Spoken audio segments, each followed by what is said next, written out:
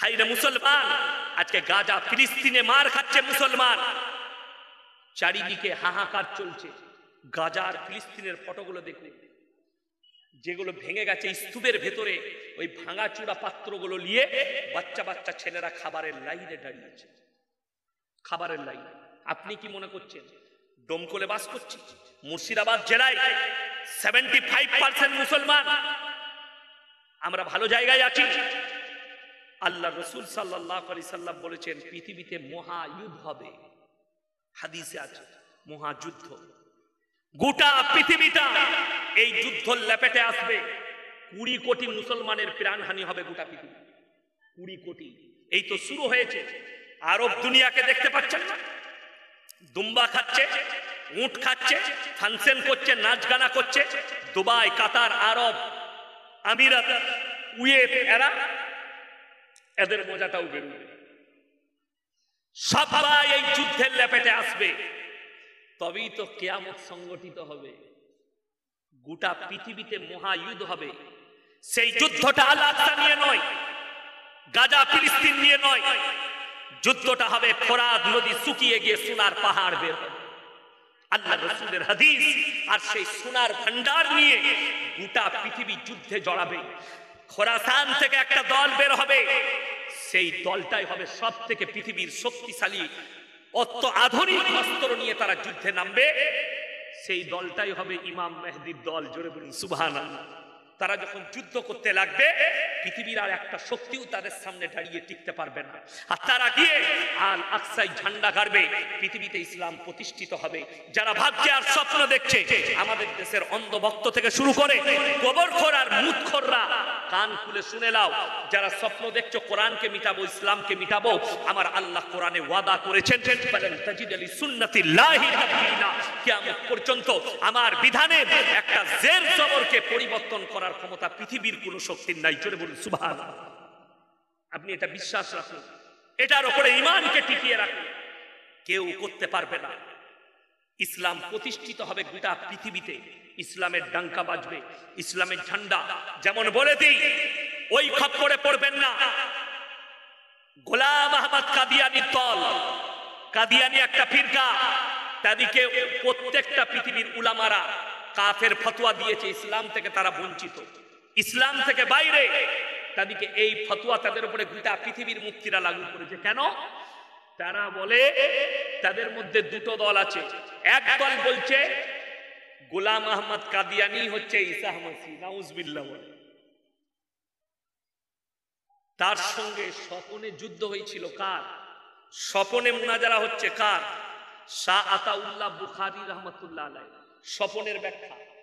তিনি বললেন, স্বপনে বলছেন গোলাম আহমদ কাদিয়ানিকে, तुम्हारे सामने तो गुलाम है, तुम गुलाम अहमद कादियानी हो, तुम अहमद कैसे हुए?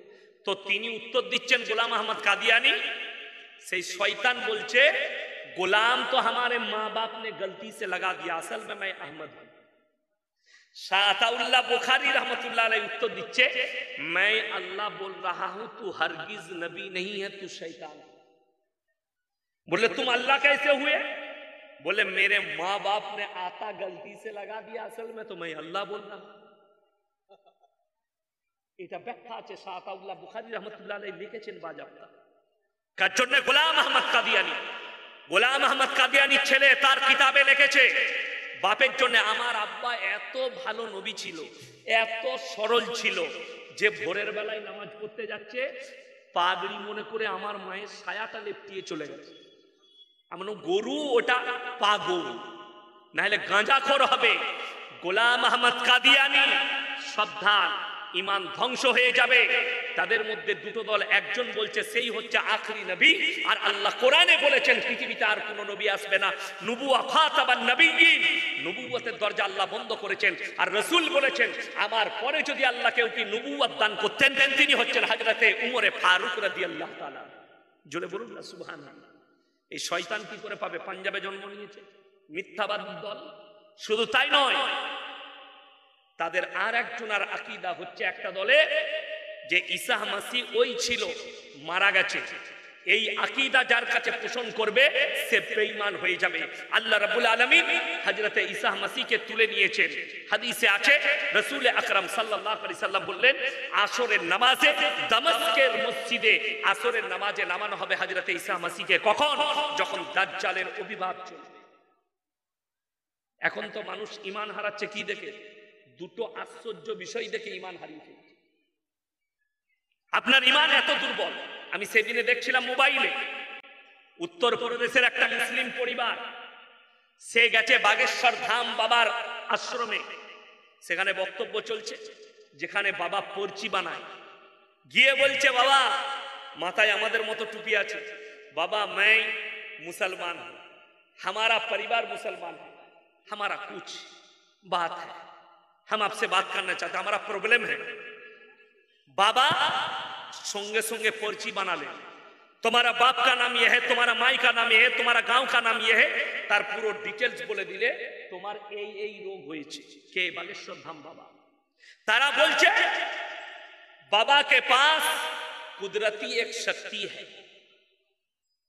मेरे दोस्त ये तो छोटा दज्जाल है, এটা তো ছোট দাজ্জাল, খালি কুণ্ডলি বলছে जब बड़ा दज्जाल आएगा, বড় দাজ্জাল যখন আসবে আসমানে মেঘ থাকবে না, বৃষ্টি বর্ষণ করে তোমার চোখের সামনে দেখাবে, মৃতকে জীবিত করে দেখাবে।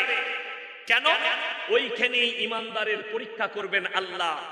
যে দাজ্জালকে মেনে নিবে তার ঈমান ধ্বংস হবে, যে দাজ্জালের কাছ থেকে অস্বীকার করে রাসূলের কালমার উপরে টিকে থাকবে তারাই কামিয়াবি লাভ করবে। জোরে বলুন সুবহানাল্লাহ। আপনি কাকে বিশ্বাস করছেন? আমাদের দেশটা তো ধ্বংস হলোই করে। তাবিজ, পানি পড়া, তেল পড়া, ছেলে হচ্ছে না বলে তাবিজে ছেলে হয়ে যায়, রোগ ভালো হচ্ছে না বলে তাবিজে রোগ ভালো হয়ে যায়। আপনি চলুন, আমার বাড়ি থেকে এখানে 240 কিলোমিটার রাস্তা, 240,000-এর বেশি মাজার আছে। এখানে হাজী সাহেব কে আছে? হাজী সাহেব আছে? জিজ্ঞেস করুন হাজী সাহেবকে গিয়ে। মক্কা থেকে মদিনা 470 কিলোমিটার রাস্তা, একটাও মাজার নেই, একটা নেই। আর আমার বাড়ি থেকে এখানে 240,000-এর বেশি আছে। ভারতে যদি 1 লাখ মাজার থাকে, 95,000 মাজারে মাল নাই, ফাঁকা। কি চলছে? বাজার। কিসের বাজার? খেতে হবে করকম। আমার ভাই, আল্লাহর কাছে যতগুলো পাপ আছে সব থেকে নিকৃষ্ট পাপ হচ্ছে শিরকের পাপ। কিসের পাপ বললাম? শিরকের পাপ। একটা আমি খালি সামান্য উদাহরণ দিই। আমাদের দেশে হিন্দু ভাইরা তাদের অনুষ্ঠান করে, তারা ধর্ম পালন করে, পুজো করে, মাটির মূর্তি তৈরি হয়, পুজো হয়। এই একটা বাঙালিদের বড় উৎসব গেল দুর্গা উৎসব। তারা মাটির প্রতিমা তৈরি করে তার কাছে ভালো মন্দ চাই, তাকে সিজদা করে। আচ্ছা, এটা ইসলামের শিরক না শিরক? শিরক। আল্লাহ কোরআনে বলেছেন ইন্না শিরকা লাযুলমুন আযীম। আমি আল্লাহ ইচ্ছা করলে সব গুনাহ ক্ষমা করব, কিন্তু কেউ যদি জেনে বুঝে শিরক করে সেই গুনাহ আল্লাহ ক্ষমা করবেন না। চলুন, এইটা যদি শিরক হয়, মুসলমান গাছতলায় ঘোড়া রেখে, মাটির ঘোড়া রেখে আগরবাতি মোমবাতি সিজদা দিচ্ছে, সেইটা কি করে জায়েজ হবে? কথাটা বুঝতে পারেননি? এটা শিরক হলে ওইটা কি করে ইমানদারি হবে? ওটা কি করে দিন হবে? চাদর টাঙিয়ে দমকল থেকে পায়ে করে হেঁটে যাচ্ছে, কোথা বলে পাথর চাবড়ি, বলে কি ব্যাপার খালা হেঁটে যাচ্ছ? বাবা হজের নেকি পাবো, হুজুর বলেছে। তোর হুজুর মার খাবে, তুইও খাবে। হজের নেকি দেবে? নাউজুবিল্লাহ। কে বললো? কে বলে দিলে? আপনি অবাক হবেন। আমি কালকে শোনাচ্ছিলাম, আমার মোবাইলে রেকর্ডিং করা আছে, মানে রেকর্ডিং বলতে আমি লোড করে রেখেছি। উত্তরপ্রদেশের একটা বক্তা, আপনারা বলুন, কিয়ামত পর্যন্ত রাসূল সাল্লাল্লাহু আলাইহি সাল্লামের থেকে সম্মানী ব্যক্তি কেউ আসতে পারে? জীবনে আসবে, কিয়ামতের সকাল পর্যন্ত তিনি শ্রেষ্ঠ ব্যক্তি। আচ্ছা, আল্লাহর কাছে আল্লাহর রাসূলের মর্যাদা বেশি হবে না কোনো পীরের মর্যাদা বেশি হবে? রাসূলের বয়ান হচ্ছে, শুনলে কি বললেন? মেরে ভাইও, আমার ভাইরা, মায়েরা, বোনেরা, আমার বাবাজিরা, আমার সোনার লালেরা, 24 পরগনা থেকে এসে বয়ান করছে। কি বলে? কানে হাত লাগিয়ে। আর যদি সুর করে বক্তব্য দেয় না, মেয়েরা বলে কি ভালো সুর লো, গলা খান কম, ওই করে শেষ করলে সমাজটা। সুরেতে শেষ। বুঝলি কি? বলে বুঝিনি কিছু, সুরটা দেখেছে, হুজুরের সুর ভালো, ওই করেই তো সমাজ শেষ। কানে হাত দিয়ে বলছে, ও মামারা মায়েরা, ও বাবাজিরা, বড় পীর আব্দুল কাদের জিলানী রহমতুল্লাহ আলাইহি দস্তরখানে খানা খেতে বসেছেন। দস্তরখানেতে খানা খাচ্ছেন, তেনাকে দেওয়া হয়েছে দেশি মুরগি, দেশি মুরগি দিয়ে ভাত খাচ্ছেন। তেনার একজন মুরিদ জিজ্ঞেস করলেন, বাবা আপনি একটা জান মেরে খাচ্ছেন? বড় পীর বললে, বাবা আমি যে মুরগি খাচ্ছি, খাওয়ার পরে ওই মুরগিটাকে আবার জীবিত করার ক্ষমতা আমার আছে। নাউজুবিল্লাহ বলে, মুরগিটা খাওয়ার পরে বড় পীর আবার মুরগিকে জীবিত করে দিলে? যতগুলো মৌলবি আছে তোমার থেকে বেশি বড় পীর আব্দুল কাদের জিলানী রহমতুল্লাহ আলাইহিকে ভালোবাসি। আজকে যদি বড় পীর জীবিত থাকতেন আব্দুল কাদের জিলানী রহমতুল্লাহ আলাইহি, এই জিলাপি হুজুরগুলোকে কাফের ফতোয়া দিতেন খালি এই বক্তব্য দেওয়ার কারণে। সেটা কে সেন্ড করেছে জানেন? সেটাকে কে টোল করেছে? একজন অমুসলিম ভাই, যে এরা বলে আমাদের ধর্ম কাল্পনিক, তো তোদেরও তো ধর্ম গল্পই ভরা। তারা তো আর জানে না ওই গুটকাখোরের দলটা আলাদা, যে আজকে কথা বলে। একটা হাদিস যদি পৃথিবীর কোনো মৌলবি দেখাতে পারে, শুধু এই দমকল লয় আর মুর্শিদাবাদ আর ভারত লয়, একটা হাদিস আমি চ্যালেঞ্জ দিলাম, জয়ীফ হাদিস একটা বার করে নিয়ে এসো, যা আল্লাহ রাসূল সাল্লাল্লাহু আলাইহি সাল্লাম দুম্বার মাংস খেয়েছেন, দুম্বাটাকে জীবিত করেছেন, বকরির মাংস খেয়েছেন, বকরিটাকে জীবিত করেছেন। একটা দেখাতে পারবেন। রাসূলের থেকে মর্যাদা বড় পীরের কি করে হলো? কষ্টটা ওই জায়গায়। বলছে বিনা উজুতে বড় পীরের নাম দিলে মানুষ মারা যেত। নাউজুবিল্লাহ, মানুষ যদি বিনা উজুতে বড় পীরের নাম দিলে মারা যায়। আচ্ছা, এখানে সবারই উজু আছে? কথা বলে না? অধিকাংশ লোকের উজু নাই। ঠিক বললাম না ভুল বললাম? বেশিরভাগ লোকের উজু নাই। সবাই একবার আমার সঙ্গে বলুন সাল্লাল্লাহু আলাইহি ওয়াসাল্লাম। আরে বলুন না, দরুদ পড়ুন নবীজির উপরে সাল্লাল্লাহু আলাইহি ওয়াসাল্লাম। আচ্ছা, কেউ মরলো? নবীজির নাম নিলে মানুষ মরে না বিনা উজুতে। আর জিলাপি হুজুর বলছে বিনা উজুতে বড় পীরের নাম নিলে মানুষ মরে যায়। কত বড় মানুষকে গুমরাহ করা হচ্ছে। তোমার থেকে বড় পীরকে বেশি ভালোবাসি। তোমার থেকে খাজা মঈনুদ্দিন চিশতি রহমতুল্লাহ আলাইহি 12 বছরের পর থেকে মৃত্যুকাল পর্যন্ত একদিনও তাহাজ্জুদের নামাজ কাজা করেন। আর এই হারামখোর গাঁজা খেয়ে খাজা বাবার মাজারে পড়ে আছে। গাঁজার টান না, আপনি ওটাকে দিন মনে করেছেন? না। যদি কবরে চাদর চড়ানো জায়েজ হতো, শুনে রেখে দেন, আল্লাহর রাসূলের কবরটা আসমান পর্যন্ত হিরে মতি মুক্ত চাদরে ঢেকে যেত, ঠিক কিনা? রাসূলের কবরে জায়েজ নেই, পৃথিবীর আর কোনো মৌলবি মুল্লা পীর ফকিরের কবরের জন্য জায়েজ হবে না। যেটাই ইবাদত করবেন আপনি, যে ইমামের পেছনে ইক্তাদাইতু বিহাযাল ইমাম করবেন, যে মুয়াজ্জিনের আজান শুনে মানুষের ঘুম ভাঙবে। কালকে আমি শুনিয়েছি আমাদের দেশে পেটে ভাতে মুয়াজ্জিন রাখে লোকে। কিসে বললাম? আমার পাশে বসে আছে, এটা আমার ভাই, আমার বর্ধমান জেলায় বাড়ি, গোদনপাড়া মাসে থাকে মুফতি সাহেব, মুফতি নিসা, আমার খুব কাছের। তো আমি কালকে বলছিলাম পেটে ভাতে মুয়াজ্জিন। পেটে ভাতে মুয়াজ্জিন কেমন? বয়স হয়ে গেছে, ও কোন রকম মসজিদে ঝাড়ুটা লাগায়, দিয়ে কোন রকম মাইকটা চালু করে আজান দেয়। আজান দিচ্ছে আল্লাহু আকবার, আল্লাহ বুঝে পড়ে। মুফতি সাহেব খেপে যাবে, এই মালটা কোথা থেকে এলো? অথচ আমাদিকে জিজ্ঞেস করুন, উলামাদিকে, আল্লাহু আকবার, আল্লাহু আকবার। বুঝতে পারলেন না? পারলেন না? এইটা শুদ্ধ না চাচার আজানটা শুদ্ধ?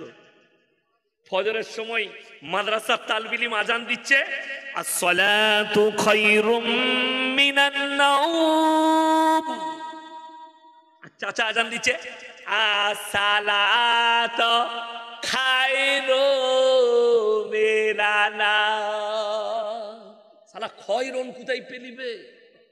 খয়রুন জিজ্ঞেস করুন, আমরা খেপে যাই। মাদ্রাসার তালবিল ইলমের আজান, মাদ্রাসায় আজান হচ্ছে আর মুয়াজ্জিন এখানে। এটা পেটে ভাতে, পেটে ভাতে। তো যেমন রূহ তেমন ফেরেশতা। আমার বর্ধমান জেলা, আমি মুর্শিদাবাদের কথা বলবো, ডোমকল খুব ভালো জায়গা। আমার বর্ধমান জেলায় এই পৌষ মাস আসছে, কার্তিক অজ্ঞান পৌষ, অনেক মসজিদে ইমাম সাহেব মাইকটা ল্যাপের ভেতরে নিয়ে শোয়, কেউ নামাজ পড়তে আসে না, ওইখানে শুয়ে শুয়ে আজান দিয়ে ঘুমিয়ে যায়। এটা আমি বাস্তব বলছি, মিথ্যা বানানো গল্প বলি নাই। যদি আপনার বিশ্বাস না হয় আমার গাড়িতে চপুন, কালকে আমি ওই ইমামের কাছে গিয়ে আমি জিজ্ঞেস করি দেবো যে তুই কি করিস বলতো, অবাক হয়ে যাবে। কেন? মানুষের অনীহা। ওই জন্য তো 3 শ্রেণীর নামাজ আছে আমাদের সমাজে। কটা বললাম? হ্যাঁ, কটা কোয়ালিটি? 3টে। একটা হচ্ছে ঈদ বাকরা ঈদের নামাজি, একটা হচ্ছে জুম্মার নামাজি, আর একটা হচ্ছে 5 ওয়াক্তের নামাজি। দেখবেন চিনবেন কি করে? ঈদের দিনে চিনা যায় কাদিকে? ঈদ বাকরা ঈদের নামাজিকে। ঈদের দিনে কারা আগে চিল্লিয়ে বলে, হুজুর নিয়তটা বলবেন তো? নিয়ত নিয়ে করবি কি? ঈদের দিনে বলে না ইমামকে যে নিয়তটা বলে দেন?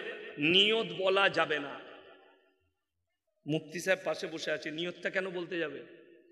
যারা 5 ওয়াক্তের নামাজি তারা নিয়ত জানবে না? জানবে। যে মাল জীবনে আসে নাই, খালি ঈদ আর বকরা ঈদ, সেই জিজ্ঞেস করে নিয়তটা কি। এরপর আপনাদেরকে বলে দিই, কেউ যদি খালি এতটুকু বলে আমি এই ঈদের নামাজ এই ইমামের পেছনে নিয়ত করলাম, মুখ আমার কাবা শরীফের দিকে, ওয়াস্তে আল্লাহর আল্লাহু আকবার, নামাজ হবে না? নামাজ হয়ে যাবে, আলেমরা আছে। কিন্তু কেউ যদি দরুদ শরীফ না জানে, সানা না জানে, দুআয়ে মাসুরা না জানে, আত্তাহিয়াতু না জানে, রুকু সিজদার তাসবিহ না জানে, তার নামাজ হবে? আর যে মাল কটা ঈদ আর বকরা ঈদ আসছে নামাজ পড়তে আসে, তারা কিচ্ছু জানে না, খালি নিয়ত নিয়ে মারামারি করবে।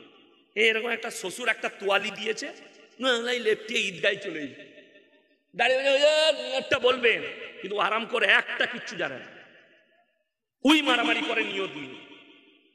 দুঃখের বিষয়, অথচ রাসূল সাল্লাল্লাহু আলাইহি সাল্লামের হাদিস, যার নামাজ নেই তার মধ্যে ইসলাম নেই।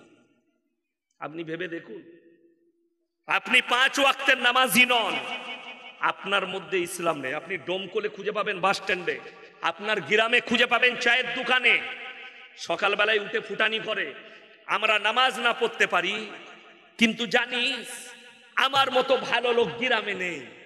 এরকম মাল আছে না নাই? সে সত্যিকারী ভালো লোক, সে সত্যিকারী ভালো লোক, পরোপকারী, পরের উপকার করে, খারাপ কাজ করে না, সব দিকটা তার ঠিক আছে, কারুর ধন সম্পদ মেরে নেয় না, পরের উপকার করে। কিন্তু দুঃখটা কোথায় জানেন?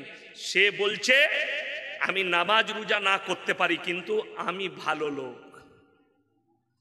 এই ধরনের কথা যাদের আছে, বিসমিল্লাহ, আলহামদুলিল্লাহ, এই ভাষা যারা বলে তাদের সম্পর্কে বলি, আমাদের সমাজে কিন্তু অনেক ভালো লোক আছে, হিন্দু ভাইদের মধ্যেও ভালো লোক আছে, আছে না নাই? আপনাকে গুনিয়ে দিচ্ছি, কবিগুরু রবীন্দ্রনাথ ঠাকুর ভালো লোক না খারাপ লোক? ভালো মানুষ।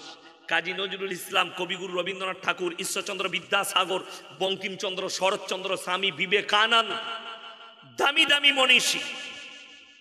আমি একবার বর্ধমান টাউনে প্রোগ্রাম করছিলাম একজন ডাক্তারের বাড়িতে, তো তার কোনো আত্মীয় হবে প্রফেসর, কলকাতার কোনো ইউনিভার্সিটির, আশা করি যাদবপুরের হবেন। তিনি আমাকে প্রশ্ন করলেন যে হুজুর আপনি বায়ান করলেন জাহান্নাম আর জান্নাত সম্পর্কে, যে ইমানদাররা মুমিনরা জান্নাতে যাবে, কিন্তু যে লোকটা ভালো কাজ করেছে তার কি হবে? এটা হাদিস রসুলের। যে লোক নামাজ পড়লো না, ঈমান আনলো না, মুমিন হলো না, অথচ সেই লোক ভালো লোক, তার বদলা আল্লাহ তাকে দুনিয়াতেই দিবেন, পরকালে তার জন্য আর কিছুই থাকবেন না। এটা হচ্ছে সহিহ হাদিস। কথাটা বুঝাতে পারলাম? এরপর যারা বলছে আমি মুসলমান কিন্তু আমি নামাজ পড়ি না, রোজা রাখি না, আমি কিন্তু ভালো লোক, তাদের জন্য কোরআন শোনাবো। কিয়ামতের দিনে জান্নাতীরা জান্নাতে প্রবেশ করবে, জাহান্নামীরা জাহান্নামে যাবে। যারা মনে করেন এখানে মজমায় আছেন আমি ভালো লোক কিন্তু আমি নামাজ রোজা না করতে পারি, কিন্তু আমার মতো ভালো লোক কেউ নেই, তারা কান খুলে বায়ানটা শুনবেন। যে মায়েরা বসে আছেন আর যাদের মনে মনে হচ্ছে আমি নামাজ রোজা কিচ্ছু করি না, পর্দা পুশিদা করি না, কিন্তু আমি ভালো মেয়ে, সত্যিকারই তুমি সৎ মেয়ে, তুমি নোংরা নও, কিন্তু কান খুলে শোনো, এটা জান্নাতীরা জান্নাতে, জাহান্নামীরা জাহান্নামে প্রবেশ করবে। জান্নাতীরা এলান করে দিবে, দাঁড় করাবে কাদিকে? জাহান্নামী দিওকে। ফি জান্নাতি ইয়াতাসাআলুনা আনিল মুজরিমিনা মা সালাকাকুম ফি সাকার। এই দাঁড়িয়ে যাও, দাঁড়াও দাঁড়াও দাঁড়াও, তোমরা সাকারে যাচ্ছ। সাকার হচ্ছে একটা জাহান্নামের নাম। তোমরা যাচ্ছ, তোমরা তো বলতে আমরা পাড়ার ভালো লোক, গ্রামের ভদ্র মানুষ, কেন তোমরা আজকে যাচ্ছ? তাদের উত্তর আসবে তাদের মুখ থেকে, এক নম্বর উত্তরটা মারাত্মক উত্তর আসবে, কি? ক্বালু লাম নাকু মিনাল মুসাল্লিন, আমরা নামাজি মুসল্লিদের মধ্যে ছিলাম না। এটা এক নম্বর উত্তর, আমরা নামাজি ছিলাম না। ওয়ালাম নাকু নুতিমুল মিসকিন, আর মিসকিনকে খানা খাওয়াইতাম না, তাই আল্লাহ আমাদিকে জাহান্নামে পাঠিয়েছে। ওয়া কুন্না নাখুদু মাআল খাইদিন, এটা বড় প্যাথেটিক, মারাত্মক। এইটা আপনার চোখ দিয়ে পানি আসবে। আমাদের সমাজে কিছু গোমরা লোক আছে যারা দাড়ি টুপিওয়ালা দিকে দেখে, নামাজি দিকে দেখে হাসি ঠাট্টা বিদ্রুপ করে, দোকানে, হোটেলে, চায়ের দোকানে বসে। করে না করে না? করে। মৌলবীরা আদায় করতে গেছে বিল নিয়ে, মৌলবী দিকে দেখে বলছে সালারা দাড়ি টুপি লাগিয়ে ভিক্ষা করে খাচ্ছে। অনেক এরকম মাল আছে না? নাই? তারা কান খুলে শোনো, তাদিকে বলছি, তারা বলবে আমরা দাড়ি টুপি নামাজি মুসল্লিদের মজাক উড়াতাম, তাদের সঙ্গে আমরাও সাই দিতাম, তাই আল্লাহ আমাদেরকে জাহান্নামে পাঠিয়েছে। আপনি ফেরে পড়বেন কোথায়? যে আমি মুসল্লি ছিলাম না, আল্লাহ আমাকে জাহান্নামে পাঠিয়েছে। সবাই হাত তুলে বলুন নামাজি হব, সবাই জোরে বলুন ইনশাআল্লাহ। নামাজ কেউ ছাড়বেন না, নামাজ কম্পালসারি। যদি বলেন যে হুজুর নামাজের দ্বারা কি ফায়দা আছে, কোরআন নিজে ফায়দা বলেছে, এটা মৌলবীদের বানানো কথা নয়। ইন্না সলাতা তানহা আনিল ফাহশাই ওয়াল মুনকার, নিশ্চয় নামাজ এমন এক ইবাদত, কেউ যদি মন থেকে নামাজ পড়ে, নামাজটাকে অশ্লীল কাজ থেকে সরিয়ে ভালো কাজের দিকে নিয়ে যায়। জোরে বলুন সুবহানাল্লাহ। আপনি নামাজ পড়ুন, এরপর আপনার মনে মনে হবে হুজুর নামাজ তো পড়ছি, কিন্তু নামাজে মনোযোগ আসছে না। আমার রাসূল বললেন ফাইন্নাহু ইয়ারা, তোমরা নামাজে দাঁড়ালে মনে মনে ভাববে আমি আল্লাহকে দেখতে পাই বা না পাই, আমার আল্লাহ আমাকে অবশ্যই দেখছে। এটা মনে মনে ভাববে, আমার আল্লাহ আমাকে অবশ্যই দেখছে। ভুল করে দেন, দেখেন নামাজে দাঁড়ালে প্রত্যেকটা মা বোন ভাই সকলের জন্য, আপনারা ইমানদারির সঙ্গে বলবেন, আলেমরা বলবেন, প্রত্যেকটা মুসলমান নরনারীর জন্য দ্বীনি শিক্ষা অর্জন করা কি কথা বলে না? এই সবাই আপনারা বলুন, আলেমরা তো বলবি, আপনারা বলুন ফরজ। আমি চ্যালেঞ্জ ছুড়ে গেলাম, ডোমকলে কমপক্ষে 25টা মাদ্রাসা আছে। ঠিক বললাম না ভুল বললাম? 25টা, আমি শুনলাম 25টা মাদ্রাসা আছে। মুর্শিদাবাদ জেলা যদি হিসেব করা হয় কয়েকশো মাদ্রাসা আছে, ভালো ভালো মাদ্রাসা আছে। আপনাদের ডোমকলে ভালো ভালো মাদ্রাসা আছে। চলুন এই মাদ্রাসাওয়ালা দিকে আমি আলেমগুলোকে বলে গেলাম, সমীক্ষা করুন গোটা ডোমকল থানার 100টা মুসলমানের মধ্যে 80 জনের কাছে দ্বীনি শিক্ষা নেই। ঠিক কি না? ভুল বলছি? এই ময়দান থেকে দাঁড়িয়ে কোনো বাপের বেটা একবার বলেন যে হুজুর আপনি ভুল বলছেন, আমি তোমাকে দিয়ে প্রমাণ করাবো তোমার কাছে দ্বীন নাই, দ্বীনি ইলম নাই। হাত তুলে বলুন তো, কোন মুসলমানটার জানা নেই যে মদ পান করা হারাম? সমস্ত মুসলমান জানে না? জানে না তো মুসলমান। আচ্ছা, মদের ব্যবসা করা হারাম, ঠিক কি না কথা বলেন? গাঁজা খাওয়া হারাম, গাঁজা পান করা হারাম, গাঁজার ব্যবসা করা হারাম। সুদ খাওয়া হারাম, সুদের ব্যবসা করা হারাম। লটারির টিকিট কাটা হারাম, লটারির টিকিটের ব্যবসা করা হারাম। এটা মুসলমানরা জানে, কিন্তু আমি আপনাদেরকে অনুরোধ করে বলছি, আপনি চলুন ডোমকল বাজারে, আমি চিনি না, আমাকে সবাই হয়তো মোবাইলে দেখেছে চিনে, আমি চিনি না, কিন্তু আশ্চর্যের বিষয় হচ্ছে আপনি দেখতে পাবেন মুসলমান ছেলে লটারি ব্যবসা করছে। ঠিক বললাম না ভুল বললাম? মুসলমান ছেলে মদের ব্যবসা করছে, গাঁজা হিরোইনের ব্যবসা করছে মুসলিম ছেলে। আমার ভাই, আপনি যদি বহরমপুর জেলেতে যান, আপনি চলুন, হিরোইন পাচারে ধরা পড়েছে, জেলে আছে কে? মুসলিমদের ছেলে। গাঁজা পাচার করতে গিয়ে ধরা পড়েছে কে? মুসলিমদের ছেলে, জেলে আছে। এ জানে এগুলো হারাম, তারপরও এই কারবারে মুসলমান যুক্ত হচ্ছে। তার মানে তুমি হচ্ছ জ্ঞান পাপী। তুমি জ্ঞান পাপী, জেনে শুনে তুমি পাপ করছো, আর তুমি নিজেকে মুসলমান বলে দাবি করছো। যারা লটারির টিকিট কাটেন, যারা লটারির ব্যবসা করেন, অনুরোধ করে বলে যাচ্ছি, আপনাদের এই মসজিদের ইমামের বেতন কত গো? গ্রাম থেকে চাল তুলে ব্যবসায় দিকে চলে যা দেবে যে তুলে এইদিকে বছরে যে যেমন দেবে তুলে ওই নামাজ হবে না, চাল তোলা নামাজই হবে তোমাদের। আর বেশি কিছু বলবো না, আমার বায়ান খুলে দেখে নিবেন, আর বেশি কিছু বলবো না। 70-80 হাজার বায়ান ছুটছে, আমি বলে দিয়েছি দেখে নিবেন। এখানে বেশি কিছু বলতে গেলে অসুবিধা। দমকল খুব ভালো জায়গা, কি বুঝলেন? কেন্দ্র একবারই মোদিজির কাছে পর্যন্ত দমকলের নাম অ্যাড হয়ে আছে, জানেন তো আপনারা? সবাই চিনে, পার্লামেন্টে আলোচনা হয় দমকল, গরুগুলো এই দিকেই পার হয়। ওই জন্য বেশি কিছু বলবো না। তবে চাল তুলা ইমাম দিলে, ইমামকে চাল তুলে দিলে চাল তুলা নামাজি হবে। ও কিয়ামতের দিনে বুঝতে পারবে মরণের পরে কি নামাজ পড়েছে। চলুন, আমি বলছি ইমামকে 3000 বেতন দেন, 5000 বেতন দেন। ইমানদারির সঙ্গে বলবেন, কোন এই দমকল থানার মাদ্রাসার শিক্ষক হোক, কোন আলেম হোক, দেখেছেন লটারির টিকিট কেটেছে? কথা বলে না এরা, কথা বলে না। কেউ কি দেখেছেন কোন মৌলবি লটারি কেটেছে? কাটেনি।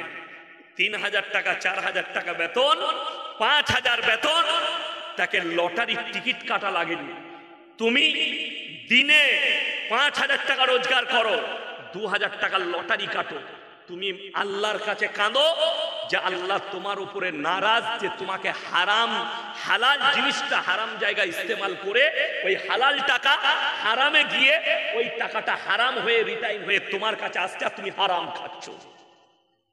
এর থেকে দুঃখ আর কিছু আছে? অথচ আপনি ভেবে দেখুন, যদি হালাল হতো আমরা মৌলবীরা ফাঁস কাতারে কাটতাম। সুদ যদি হালাল হতো, ওই জন্য কোরআনে বলেছে আল্লাহ তাআলা, ওয়া হাল্লাল্লাহুল বাইয়া ওয়া হাররামার রিবা, তোমাদের জন্য ব্যবসাকে হালাল করা হয়েছে, সুদকে হারাম করেছি। আরে 2 বস্তা আলু বিক্রি করুন সকালবেলায় দমকল বাজারে, সারা দিনে 500 টাকা রোজগার হবে, নাহলে 300 টাকা। আল্লাহর কসম খেয়ে বলছি, হালাল টাকা, হালাল টাকা। সেই টাকায় আপনি খাবেন, ডাল ভাত খান আর শাক ভাত খান, দুনিয়াতে ঘুম ভালো হবে, কবরে ঘুম ভালো হবে। রাসূল সাল্লাল্লাহু আলাইহি সাল্লামের হাদিস, 1 টাকা যদি কেউ সুদ খায়, মায়ের সঙ্গে 36 বার জিনা করার সমান পাপ হবে। আপনি ভেবেছেন যে আমি সুদ খাচ্ছি, মায়ের সঙ্গে 36 বার জিনা করছি? আল্লামা ইকবাল ওই জন্য বলেছেন, ইস ঘর কো আগ লাগি ঘর কি চিরাগ সে। মুসলমান, তোমরা নিজেদের ঘরে নিজের আগুন ধরিয়েছো, অন্যকে গালি দিয়ে লাভ হবে না। যতগুলো ইসলামের দুশ্মন বর্তমানে আছে, সব কটাই মুসলমান ঘরে জন্ম নিয়েছে।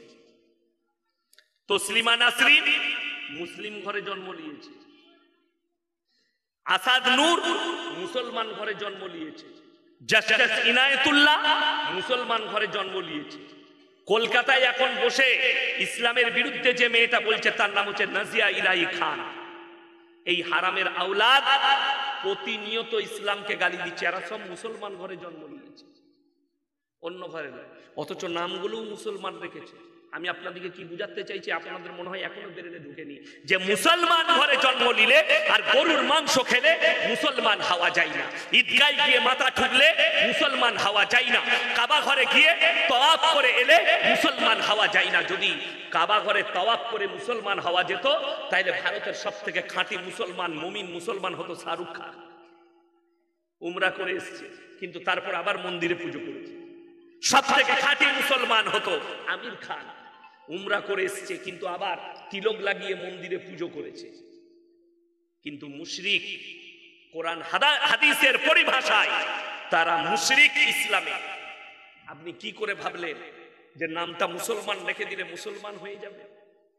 আল্লাহ নবী জনাবে মুহাম্মদুর রাসূলুল্লাহ, সকলে বলুন সাল্লাল্লাহু আলাইহি ওয়াসাল্লাম, তিনার মেহনত যাই চলে যায়।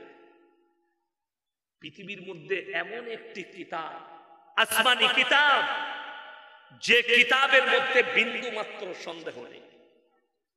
জালিকাল কিতাবু লা রাইবা ফি, আমার এই কিতাবে বিন্দু মাত্র সন্দেহ নেই। জোরে বলুন সুবহানাল্লাহ। শুধু তাই নয়, এই কোরআন মাজিদের সব থেকে প্রথম সূরার নাম কি, যেটা প্রথমেই আছে ওটা কি? সূরা ফাতিহা।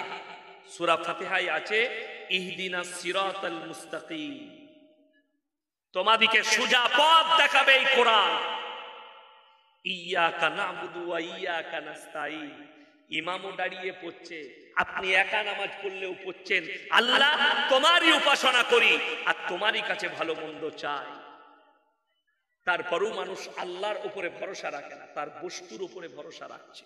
মানুষ নামাজে দাঁড়িয়ে বলছে আল্লাহ তুমি দেনেওয়ালা আর তোমাকেই বিশ্বাস রাখি। তাহলে তোমার বিশ্বাস লটারির উপরে কি করে হলো? তোমার বিশ্বাস হারাম জিনিসের উপরে কি করে হলো? আপনি কি মনে করছেন যার টাকা আছে সে ভালো মন্দ খায়, যার টাকা আছে সে সুখী? হ্যাঁ, তাহলে দেখুন, খালি পেপার খুলেন আর মোবাইল খুলেন, সালমান খানের গ্যালাক্সি অ্যাপার্টমেন্ট চারিদিকে মুড়ে দিয়েছে ক্যামেরা দিয়ে, 50টা পুলিশ সব সময় রাউন্ড দিচ্ছে তার বাড়ির চারিদিকে। কেন? মারার হুমকি দিয়েছে।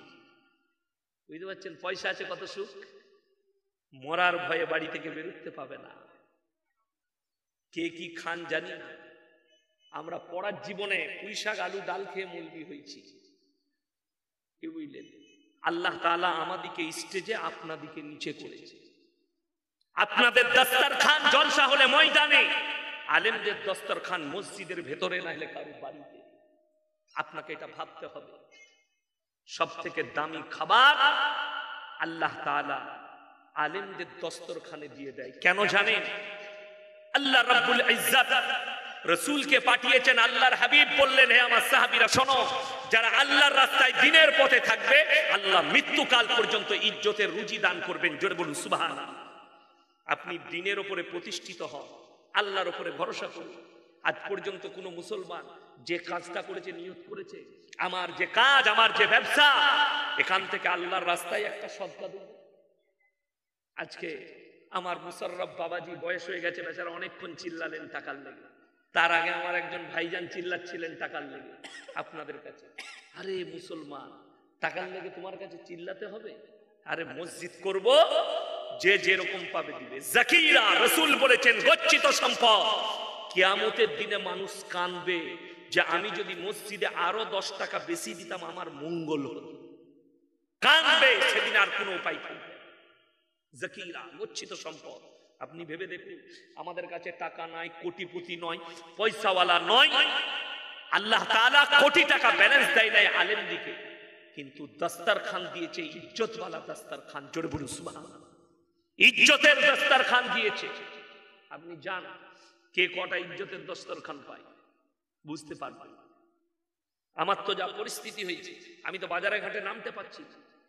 কেন? নামলি 50 জন হাজির, হুজুর সেলফি লু। আমি আর গাড়ি থেকে নামি না, কাঁচ তোলা থাকে। চা খেতে হলে ড্রাইভারকে বলি, ম্যানেজারকে বলি, চাটা আমাকে গাড়িতে এনে দাও। লোক ছুটে চলে আসছে। আমার ভাই আল্লাহর তরফ থেকে। আমি গুজরাটে গিয়েছিলাম 2 মাস আগে সফরে, 15 দিন ছিলাম মুম্বাই আর গুজরাটে। একজন দাওয়াত দিলে, হুজুর দামি হোটেলে খাও। আমি গিয়ে বসেছি হোটেলে, আমাকে নিয়ে গিয়ে বসালো ফ্যামিলি নিয়ে, দিয়ে বলছে হুজুর কি খাবেন অর্ডার করুন। আমি বললাম আমরা মৌলবীরা কিচ্ছু জানি না, আল্লাহ আমাদের তকদিরে লিখেছে লোকের ঘরে খাবে, তুমি যা অর্ডার করবে হালাল হলেই চালাবো।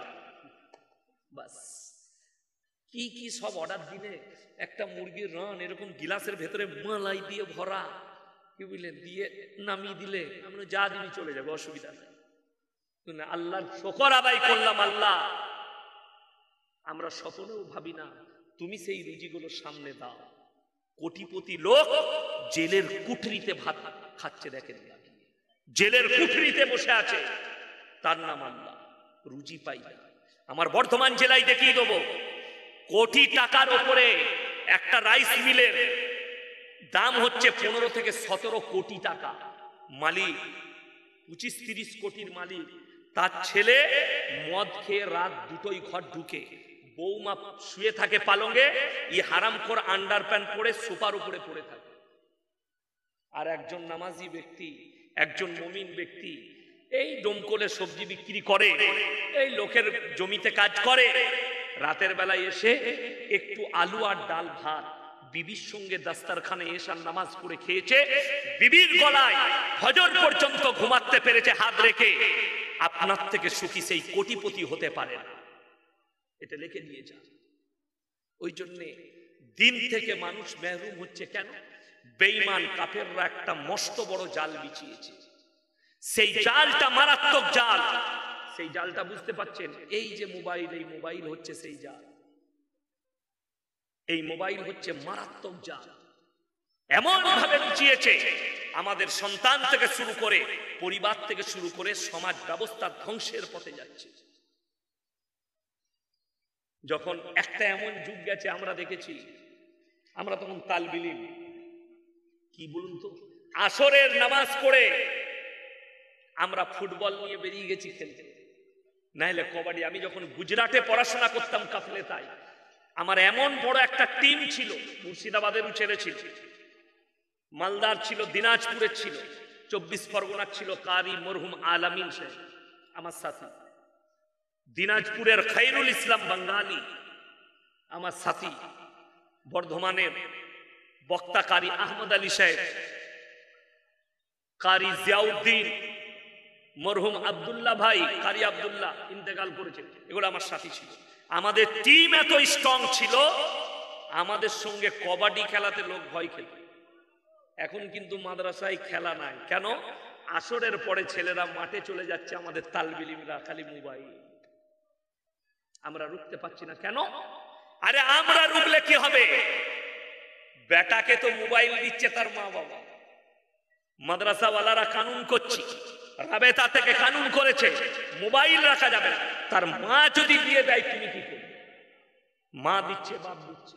ঘটনা বলে দিই, ছেলে মুর্শিদাবাদে, মেয়ে বাঁকুড়া ডিস্ট্রিক্টে। মেয়েটার বয়স 13 বছর থেকে 14 বছর। নানি লাতিকে এত ভালোবাসে, নানি আমাকে একটা ফোন কিনে দেবে না? নানি ধার করে ফোন করে কিনে দিয়েছে, সেই ফোনটাই কাল হয়েছে। রাতের বেলায় উঠে পালিয়ে এসছে মুর্শিদাবাদ, প্রশাসন তুলে নিয়ে গিয়ে বাড়িতে পৌঁছেছে। এটা আমি সত্য ঘটনা বলছি। কেন? যার প্রয়োজন নাই তার হাতে এই শয়তানের অস্ত্র তুলে দিয়েছে। এই মোবাইল অনেক শিক্ষিত বলছে অনেক লাভ করেছে, 10% লাভ হয়েছে, 90% সমাজ ব্যবস্থাকে ধ্বংস করেছে এই মোবাইল। তার 1 নম্বর হচ্ছে নারীরা পরকীয়ায় জড়িয়েছে, নারী পুরুষ এই মোবাইলের দ্বারা।